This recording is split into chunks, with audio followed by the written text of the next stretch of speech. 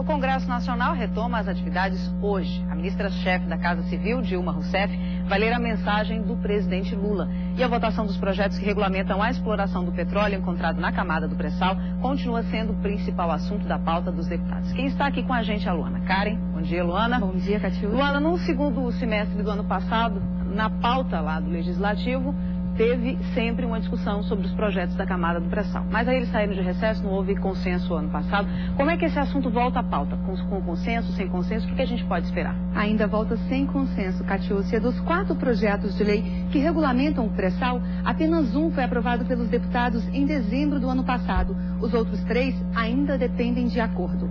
O mais polêmico deles é o que reparte entre estados, municípios e União os royalties gerados com a exploração do pré-sal. Os deputados até aprovaram um texto base dessa proposta em dezembro, mas ainda precisam analisar o destaque que muda a divisão dos royalties, vinculando aos critérios usados para a distribuição dos recursos dos fundos de participação dos estados e municípios. E é aí que está o maior problema. Parlamentares do Rio de Janeiro e Espírito Santo, locais onde estão as maiores reservas do pré-sal, temem perder recursos caso esse destaque seja aprovado. Enquanto o presidente da Câmara, Michel Temer, quer votar esse projeto antes do Carnaval, que acontece daqui a 2 semanas, o próprio relator da matéria, o deputado Henrique Eduardo Alves, aposta no contrário e defende que a proposta seja mais discutida. Bom, além desse projeto, a Câmara ainda precisa votar a proposta que cria o Fundo Social com os recursos do pré-sal e a que autoriza a União a vender à Petrobras, sem licitação, o direito de explorar até 5 bilhões de barris de petróleo da área do pré-sal, Catiúcia. Luana, esse ano a gente vai ter eleições em todo o país, então o trabalho no Congresso deve se concentrar no primeiro semestre, porque no segundo os políticos vão às ruas fazer campanha. Então o que a gente pode esperar de votação nesse primeiro semestre, que deve ser prioridade nas votações até julho? Olha, Catiúcia, uma das expectativas é sobre um projeto que ainda sequer chegou ao Congresso Nacional. Eu falo do projeto de consolidação das leis sociais que deverá ser encaminhado pelo governo nos próximos dias. Na mensagem que envia hoje ao Congresso, na abertura dos trabalhos, o presidente Lula deve destacar essa proposta, defendendo a transformação dos programas sociais em políticas de Estado, ou seja, fazendo com que esses programas tenham continuidade mesmo após o fim do atual governo. Os deputados também podem analisar a proposta que trata do reajuste das aposentadorias e pensões acima de um salário mínimo. Há vários projetos que tratam desse assunto no Congresso, mas a expectativa maior é quanto ao envio por parte do governo de uma medida provisória que deve propor reajuste de 6,14% para esses benefícios. A gente falou até agora da Câmara dos Deputados e como é que fica o Senado, Luana? Bom, Catiúcia, o Senado começa o ano com a pauta trancada por uma medida provisória que destina dinheiro para combater a gripe suína.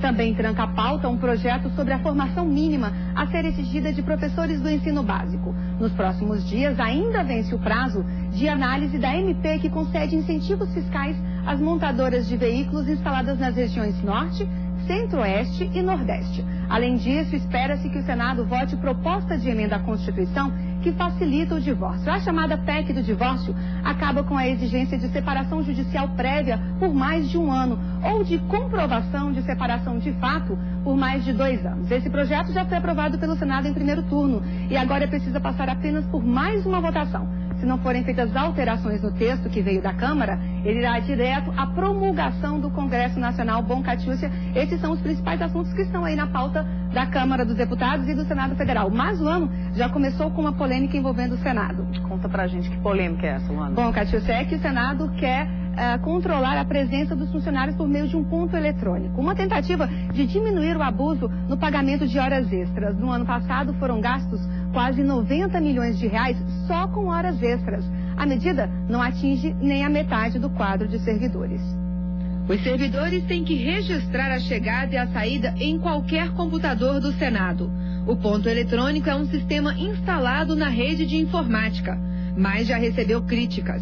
Uma delas é que os diretores de departamento e chefes de gabinete, que representam o maior número de cargos de confiança, não são obrigados a registrar o ponto.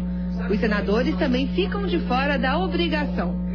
O primeiro secretário, Heráclito Fortes, responsável pelo sistema, informou que aguarda um relatório da informática para fazer as modificações necessárias, mas disse que a medida é um avanço. Nós temos que entender que tem assessores que funcionam como uma espécie de secretário particular do senador, que acompanham o senador nas suas atividades, e que evidentemente não puderão estar aqui no horário. O senador irá assumir a responsabilidade para cada caso. O ponto eletrônico foi adotado para evitar o gasto excessivo com horas extras.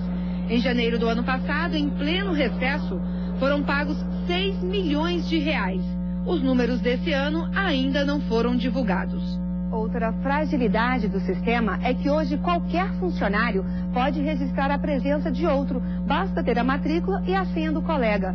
Segundo a primeira secretaria, esse problema só vai ser corrigido no mês que vem, com a instalação de um equipamento que reconhece as digitais dos servidores Catiúcia, e assim começou o ano no Congresso Nacional. Muito obrigada pelas informações, muito trabalho para você por lá, né? Sim. Mais.